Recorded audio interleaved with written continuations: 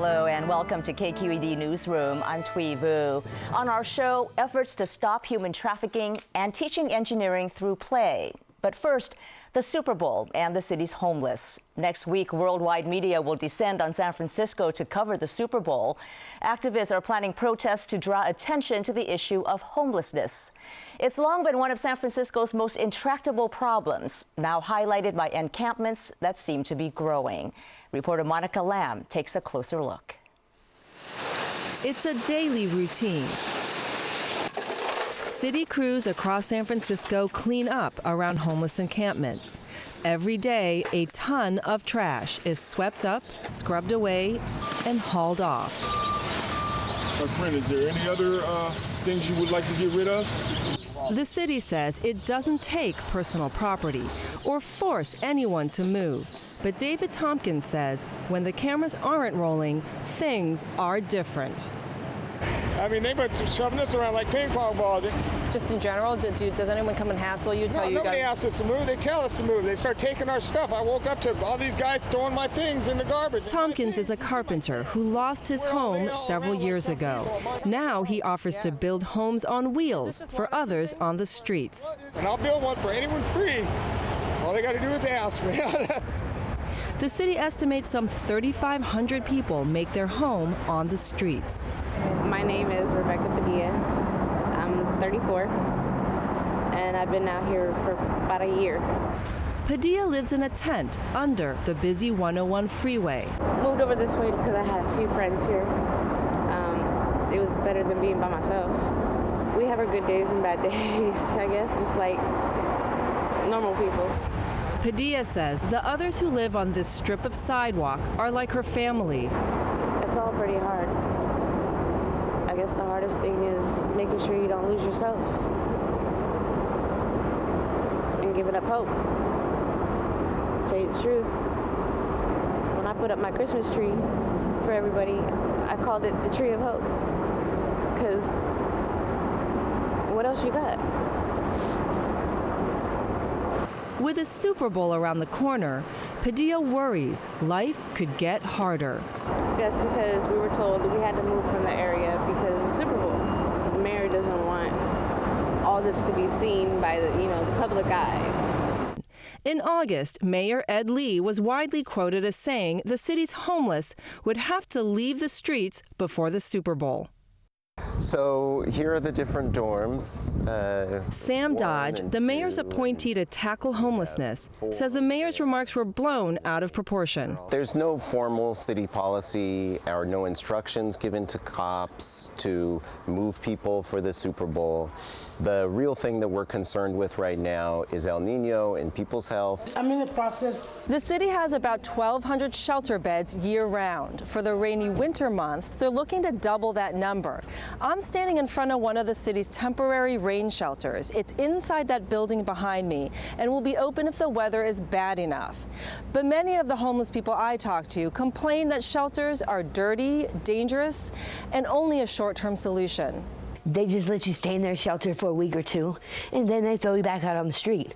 So it's like, why put yourself through that, get comfortable in a bed somewhere, just to go right back out onto the street? That's just torture of another torture. Yes. All right. Welcome. Thank you. Yeah, get warm, rest up. Okay. Marin Santi just moved into the city's Navigation Center, a new long-term shelter that opened last year. That's Teddy.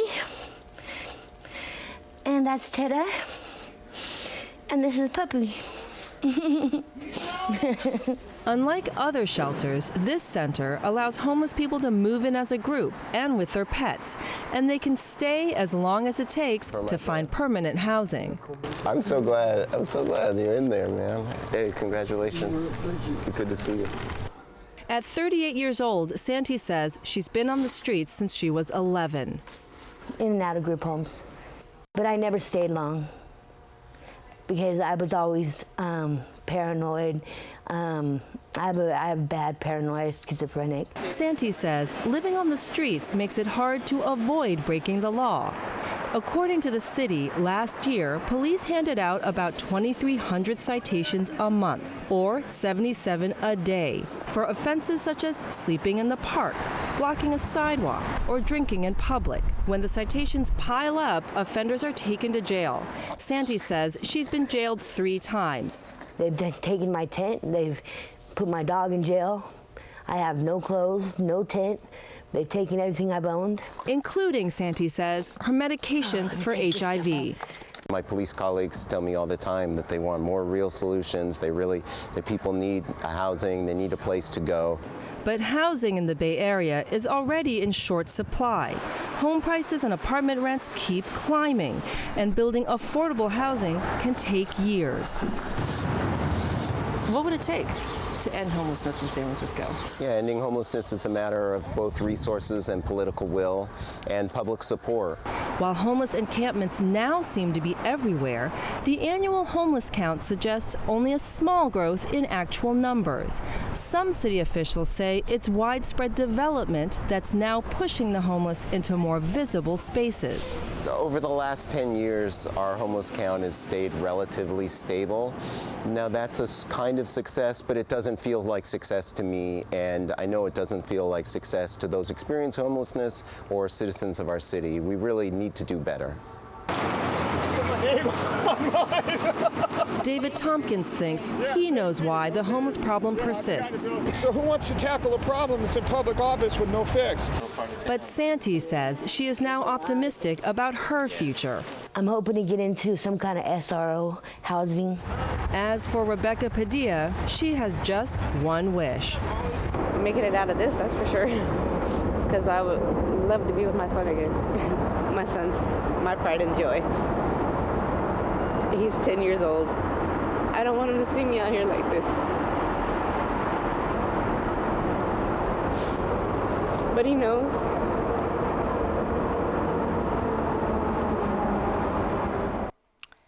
And joining me now to talk further about efforts to end homelessness are Jennifer Friedenbach with the advocacy organization Coalition on Homelessness, City Supervisor Scott Wiener, and Dr. Barry Zevin, Medical Director of the San Francisco Homeless Outreach Team. Thank you all for being here.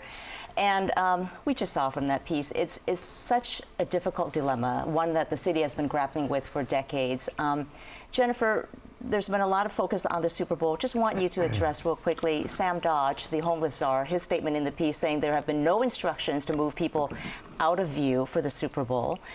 What do you make of that statement? You know, we've been hearing that a lot from people in the mayor's office. We've been hearing that from, you know, the brass and the police, but we've been hearing the opposite from homeless people themselves. And so, you know, we're getting 2 different stories from groups of people that we really trust. For homeless people, over and over again, what they're telling us is that they are being forcibly moved by police. They're especially concentrating on areas that are the entrances to the city, surrounding the freeways, entering into San Francisco, that they're being told it's a Super Bowl and that they need to move.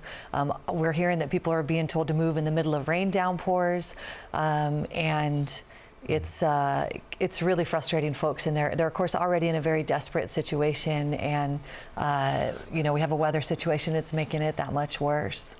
Supervisor Wiener, you looked like you wanted to say something. No, I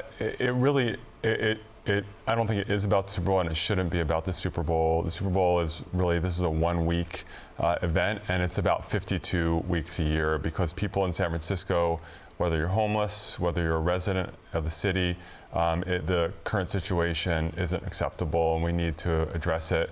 It's not just about 1 week, it has to be about 365 days a year. Well, you know, I passed by the Cesar Chavez Street at 101 on my way to work, and today, once again, the tent city there under the freeway overpass was there, and it was even bigger. You have called on the city to find a way to do away with the tent cities in a humane manner. How should that be done? Sure. The status quo, it's not acceptable, it's not healthy, it's not safe for either the occupants of these tents or for surrounding neighborhoods. And we need to move aggressively to make sure that people have options to go into shelters, to go into navigation centers, to go into housing. My concern is that with the growing number of tents, that we will become used to them, numb, and that inertia will set in, and that will back into some sort of tents as housing policy. And tents are not an acceptable housing policy. We need supportive housing for people. We need shelter for people. And I think Jenny and I would agree, we don't agree on everything, but I think we would agree that there is not enough shelter capacity, that we need more navigation centers and we need more supportive housing, and we need to make that happen. Well, you know, but this is the drumbeat that we hear constantly in San Francisco, right? We need more resources, more shelters. Barry, you deal with this. You're part of you oversee the homeless outreach team that goes out there. What can we do differently at this point? The city spends, at last count, $230 million a year on homeless services, and we still have this problem. Well, I think we need to look at what does spending $230 million mean? Number one, housing is health care. Housing is the critical piece here. That's what we don't have. Shelter is not a home. The fact of the matter is, many of what we pat ourselves on the back and say we've housed people is not a home. We're spending $230 million. A large portion of that is housing people who were formerly homeless in minimally acceptable circumstances. Right, and I would just want to add to that in that the remainder of a lot of what we're spending keeping people homeless. And so we've seen study after study that show if we put people in housing, we spend a lot less money.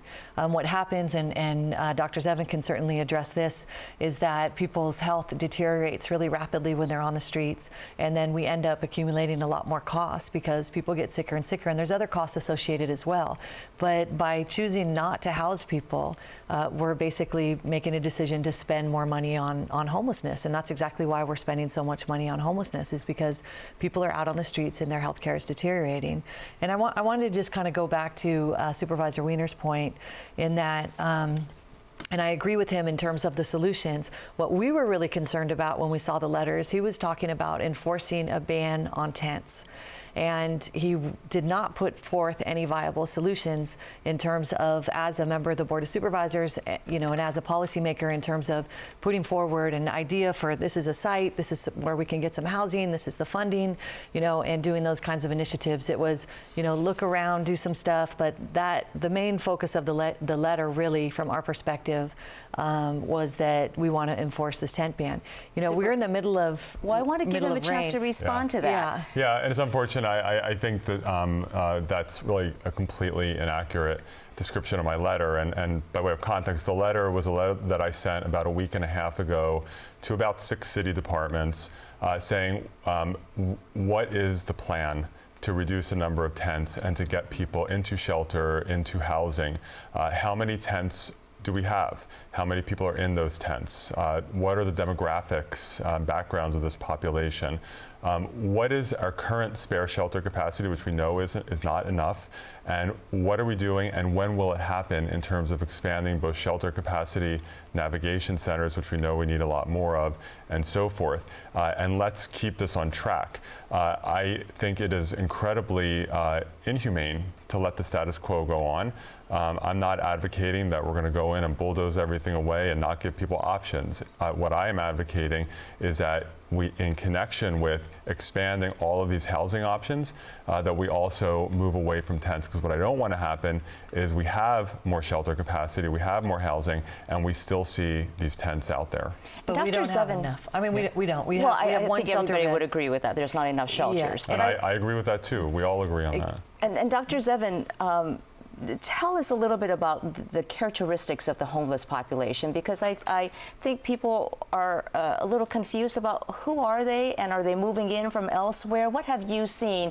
You've been in this field for 20 years. I've been doing healthcare for the homeless work in San Francisco since 1991. Since the Willie Brown administration, I've been asking every new patient I see, where are you from originally? How long have you been in San Francisco? The majority of the people I see have been here a long time, many native San Franciscans, many people who have been here for years. There are people who come to town and are new in town. There are people who come to town and are transient in town, but the majority of the people who I see every day, whose health is deteriorating, have been here for quite some long while. Very, very diverse. Okay. Many of the people I'm seeing are coming from situations where they've suffered a whole lot of discrimination to start with. And Supervisor Weiner, in the short time we have remaining, you want the tent cities gone. What are the solutions that you would like to see here? Yeah, well, we need a significant expansion of our shelter capacity. And we have a navigation center, which was a very innovative approach by the mayor's office and our human services agency to say we're going to take entire encampments with all of their belongings and their entire community and their animals, bring them into one location, get people stable, and start putting people into housing. It's been very successful. We need about 5 more of them. And so it's incredibly important that we allocate the money in the budget to make that happen, and that we find the sites, which is always challenging, but we can do it. All right, I'm going to have to leave it there.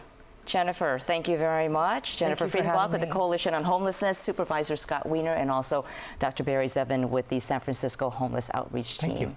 Thank you. Thanks for having me. Next week's Super Bowl festivities include all kinds of entertainment, including free concerts and parties.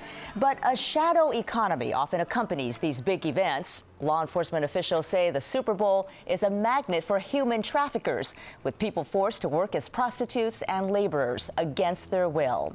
Joining us now to discuss efforts to crack down on this trade are the FBI's Bertram Fairries, Assistant Special Agent in charge of a task force that combats sex trafficking, and Ruth Silver Taube, Legal Chair of the South Bay Coalition to End Human Trafficking. Welcome to you both. And Bert, I wanted to start with you. You've been with the FBI 26 years.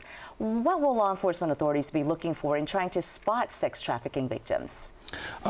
Some of the things we'll be looking for, first of all, we will be looking at the internet sites and internet blogging sites, what we know are commonly used by traffickers and commonly used by victims who are part of the industry. We will be monitoring that. We'll be watching that. We will also be monitoring sites around various cities, streets, hotels, other venues that we know are known trafficking sites and where we've done operations and identified victims and traffickers before. We will be highlighting those areas. And so are there, when you say that, are you saying that some of these networks travel from state, to event, and that some of these are known victims and traffickers to you that you will actually may see? Absolutely. We just are not focused on this during the Super Bowl. This is a continuous investigations and operations that are done by the FBI and our federal and state and local partners. So we have done, I think, a job at identifying traffickers, identifying trafficking networks, and identifying victims. The harder problem comes in trying to detect and deter and dismantle them and bringing those victims out. So just that we have identified them is not as easy to dismantle that. And that's why we continue to focus operations against it. And this is where the public can help out as well, Ruth. I know that your group trains people on what to look for. What should the general public be looking for? How do you spot a potential sex trafficking victim? We have physical signs, mental signs that a person may not answer directly. They are controlled. They look disheveled. They don't know what city they're in. They're frightened. They're always looking at their phone. And Bert, is there any way to quantify how big this problem? We keep on seeing reports out there that some people are saying this is bigger than the drug industry. But is that true? I would answer that question this way.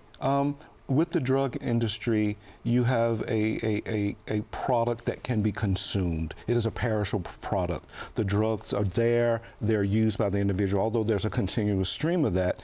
The difference is with sex trafficking, the victim is, or with labor trafficking, the victim is there. That victim is used continuously. That victim is used repeatedly. And until that victim withdraws himself, or with our non-profit agencies or law enforcement is able to remove that victim, it is a continuous process. Who are the and Johns? that's the differences. Are the Johns usually local to those communities, or are they also people who have flown in for big events like the Super Bowl? They're a combination of both. They're locals, and they're the individuals that actually follow trafficking organizations, and in particular women from city to city. And then there's also individuals who come in for the event and just partake in that activity while they're there. Ruth, there's a lot of discussion around this, of course, now around the Super Bowl. There have been high-profile events. There was a press conference this week at SFO with 4 district attorneys trying to shine the spotlight on this. But what happens after the game has been played, the confetti is gone? It's an ongoing problem. Are you worried that awareness and focus on the issue will decline? There's really no statistical evidence that there's a great increase in trafficking. It's a problem that existed before the Super Bowl. It's going to exist after. But we're thankful because there's a lot more resources and a lot more attention, a lot more awareness. And we're hoping that the few thousand people that we've trained will go on and continue to look, that their consciousness will be raised. And so we're hoping it'll continue. But that is a worry. There's people that are vulnerable, and there's also people that are going to take advantage, that are greedy, that don't have, you know, any type of conscience and will exploit people. Well, and as Bert said, the challenge is dismantling these networks, and it's something that I think we can all work together on in terms of making sure the public is aware of what to look out for, too. So thank you both, FBI agent Bertram Fairries and Ruth Silver Taube with the coalition, the South Bay Coalition to End Human Trafficking. Thank you. Thank you. And now turning to something lighter, a brighter side of Silicon Valley. When I grow up, I want to build. I want to build cameras that hunt cancer and molecules that can change shape. I am a girl, and I built this. Finally tonight, inspiring diversity. Our next guests want to encourage a new generation of young women to study science, technology, engineering, and math, also known as STEM. They're doing it with a collection of award-winning building toys geared toward girls. They were featured on the reality show Shark Tank and just sold their company to Wisconsin-based toy maker Patch Products. Alice Brooks and Bettino Chen are Stanford engineering grads behind the Santa Clara startup Roominate. Welcome to you both, Alice and Bettina. Thank you. Well, Alice, what made you decide to start Roominate? Well, I studied mechanical engineering in college, and there weren't many other women around. And when Bettina and I met in graduate school, that was one of the first things we talked about, why there weren't more women in our classes. And we realized that we were both inspired by things that we did when we were younger to love engineering. Bettina, was the same for you? Did you have access to building toys that you felt were friendly and interested you when you were little? Yeah, so for me, I played with my brother's hand-me-down building toys. I played with a lot of Lego and Lincoln Logs, and looking at the toys out there for girls today when we were starting the company, we really saw those were toys marketed only to the boys, and we saw this gap for girls and saw a great opportunity for us to introduce something. And why did you pick toys as opposed to doing something else? You know, there are a lot of classes out there for young girls now, for example, to become interested in STEM. Why toys? Well, we want to start even earlier, before those classes, before circuits and math problems come up in the classroom. When girls are 5, 6 years old, we wanted them to get comfortable building, so they would develop spatial skills, get comfortable with circuits, so that when those things came out in the classroom, they'd already be excited about those. So then, to woo girls, what separates your products from all the other more traditional construction toys out there? Well, one of the exciting things is that we bring in a lot more technology into our product. So our very first generation, we had circuits. You could put a light together, you could put a motor together, so you have something that spins, maybe you make a fan or a merry-go-round, and that's a really exciting moment for girls when they first put that together and see that they themselves have built something that moves. That's just so empowering.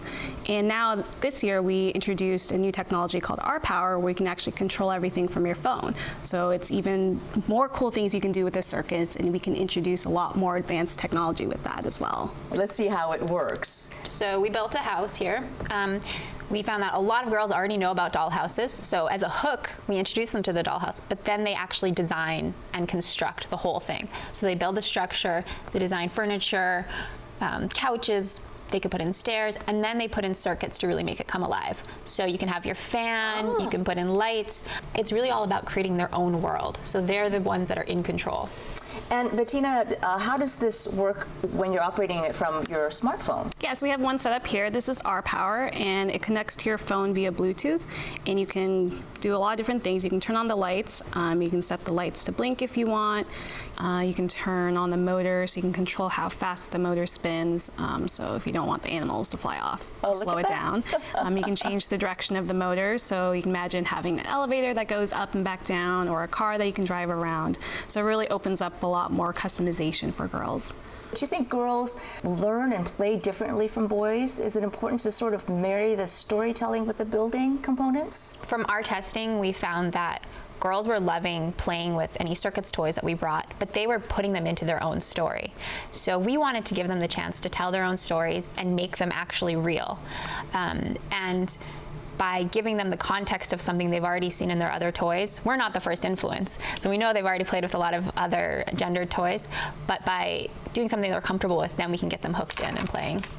So while you were both growing up, were there things that happened that you felt discouraged you from trying to pursue careers in STEM?